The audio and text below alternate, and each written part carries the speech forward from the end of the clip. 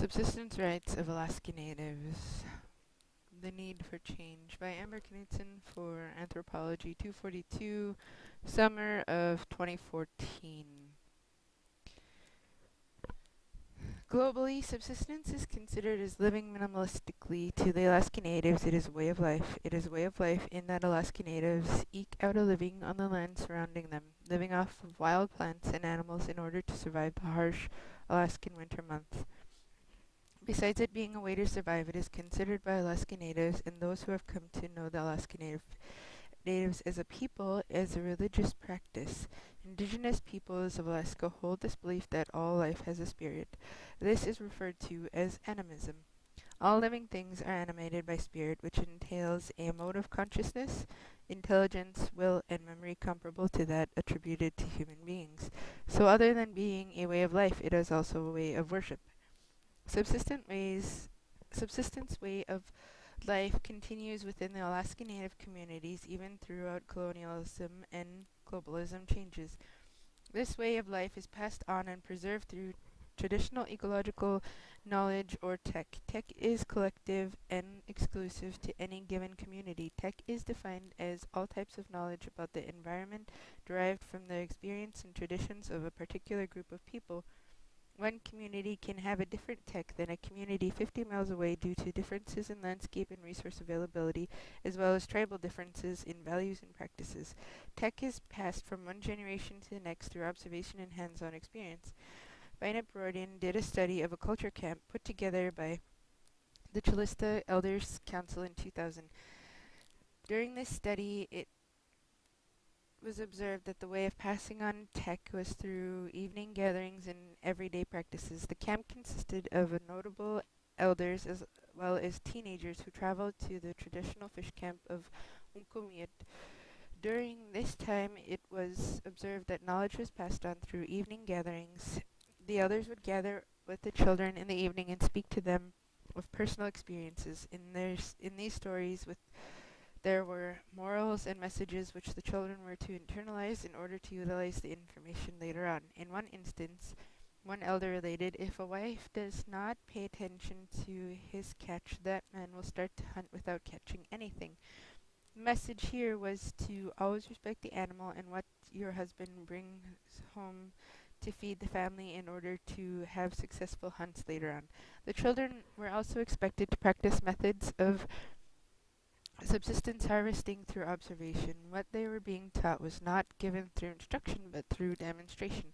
The children are expected to observe and then practice on their own. This method of observation and then practice allows for a child to make their own connections and practices within their understanding rather than following a rigid set of rules and steps. As stated before, subsistence practices of Alaska Natives persist to this day despite colonialism and globalism. Subsistence is sacrosanct in the Alaska Native communities dependent on the non-cash economy of harvesting subsistence food and materials, so they resist assimilation into modern-day America. The wildlife and plants that Alaska Natives harvest are not only harvested for food but used in many other areas. Traditionally, almost all of the animal was used for one thing or another in order to survive, including but not limited to processing hides for blankets and clothing, using sinew and bones for sewing, using bladder and intestines for weatherproof clothing, using fish skin for boots and other projects. The actual act of subsistence is an economic necessity to the Alaska Natives. The opportunity to engage nature in this direct way gives meaning to their lives, strengthens their family and community ties, and stands ever in the way of more capital-intensive land development schemes that might deprive them of their subsistence. Hun gleaned from his 1993 study the following four conclusions on subsistence. 1. Subsistence should be understood as a long-term relationship between a community and its land and resource base rather than as a strictly economic activity. 2. Subsistence is dynamic, rooted in past practices, but of a necessity adapting to technological, demographic, economic, social, and political changes. 3. Subsistence activities are integral to the life of families and communities, an aspect of their identity and continuity expressed in subsistence work. 4. The meaning of subsistence is different for each community, varying with the ethnic, religious, and economic histories of communities and their component families. Alaska Natives are the indigenous peoples of this state. They have lived and survived on a usually barren landscape by eking out their living according to seasons. With the purchase of Alaska by the United States being a territory and then statehood, this practice changed drastically. With most of the traditional territories of Alaska Natives being claimed as federal or state land, came wildlife regulations from federal and state authorities. With these regulations, gone were the days of hunting and fishing with the seasons, utilizing tech in order to harvest at the most opportune times. Instead, laws and regulations put time limits and harvests amount on what was usually abundant and available. Traditionally, the Yupiks of the YK Delta subsist upon a vast array of traditional foods, including salmon, moose, and berries. Coastal areas of this region harvest sea mammals such as seals as well as other fish such as herring, cod, and halibut. Given that this area consists of many remote villages, the dependence upon subsistence foods and practices is high. However, numerous regulations limit the times and amount of harvest, which is stressing these traditional practices. Aleuts along the Aleutian chain of Alaska subsist upon a slightly different diet which consists mainly of fish, shellfish, and sea mammals. These types of food are most often only available seasonally. Due to previous times of overhunting by outsiders, populations of sea mammals for the Aleuts are dwindling. Also, climate change is affecting the run times of many of the species due to changes in season, water temperature, and currents.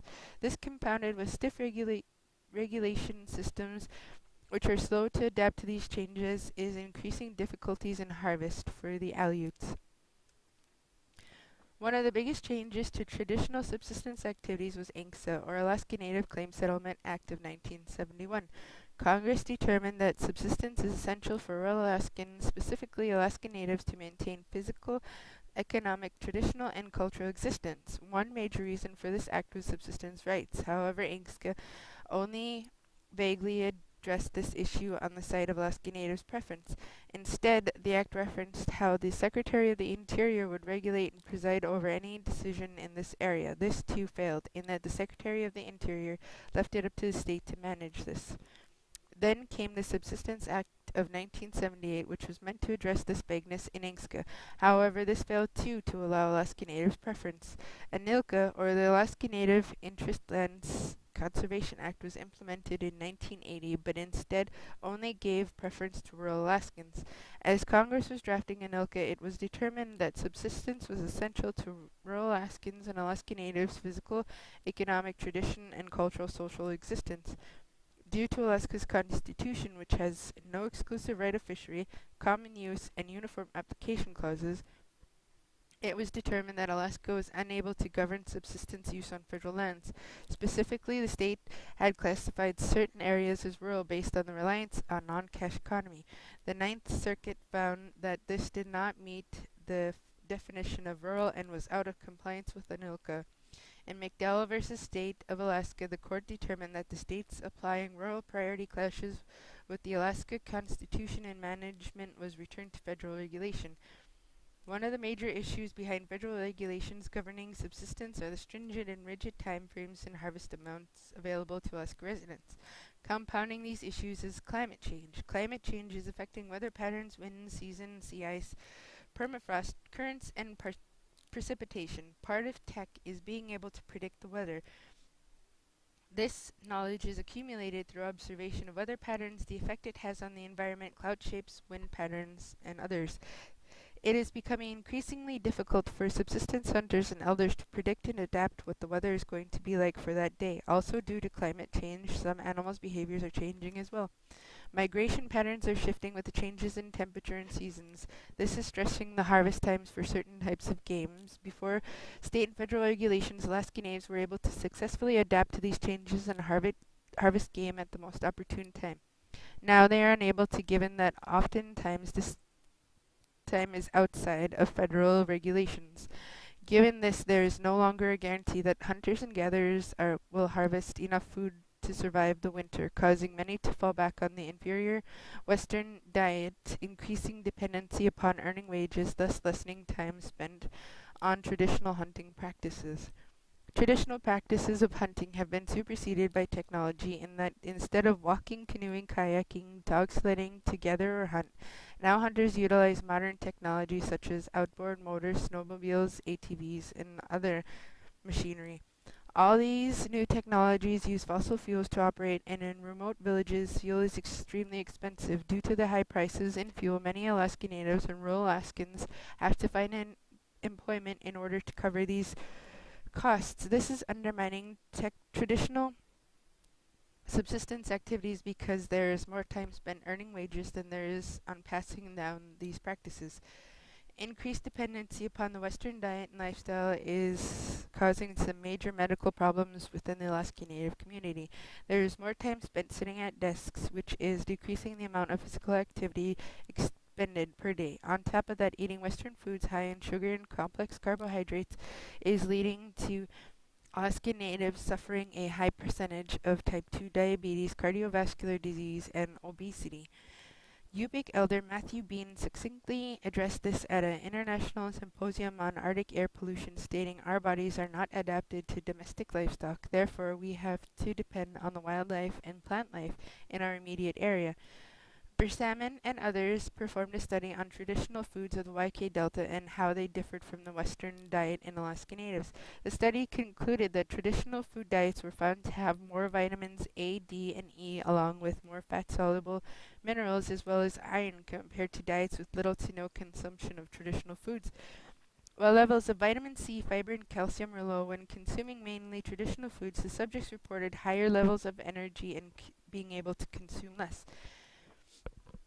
Despite a traditional lifestyle being superior to a Western diet for Alaska Natives, there is also the need for Alaska Native voices in amending or enforcing subsistence regulations.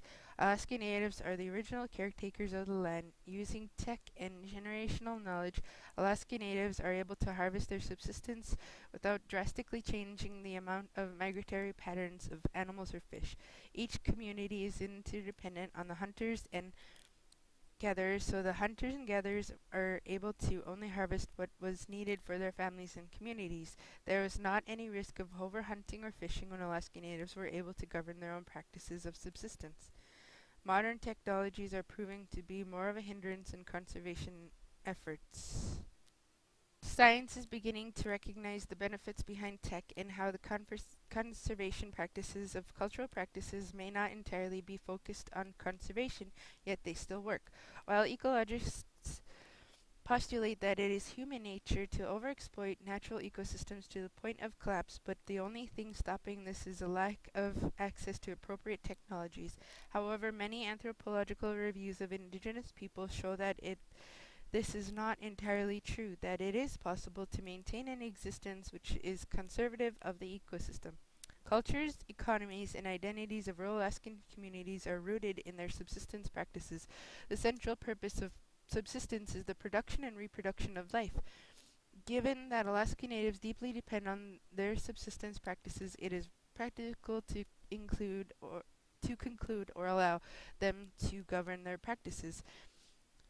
The biggest stopgap in allowing for Alaska Natives the opportunity to govern or influence subsistence practices is the rural-urban divide, explained in Miranda Strong's paper on ANILCA compliance. The issue, as noted above, is Alaska's constitution, which has the equality clauses. Many influential Alaskan leaders have attempted to amend the constitution in order to allow the state governance of federal areas on subsistence in accordance with ANILCA.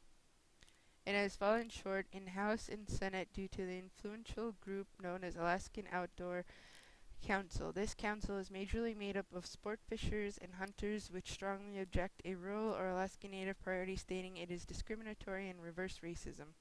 I wholeheartedly agree with Strong's conclusion. The Alaska Constitution should be amended to allow the rural Alaskan and Alaska Native priority over subsistence.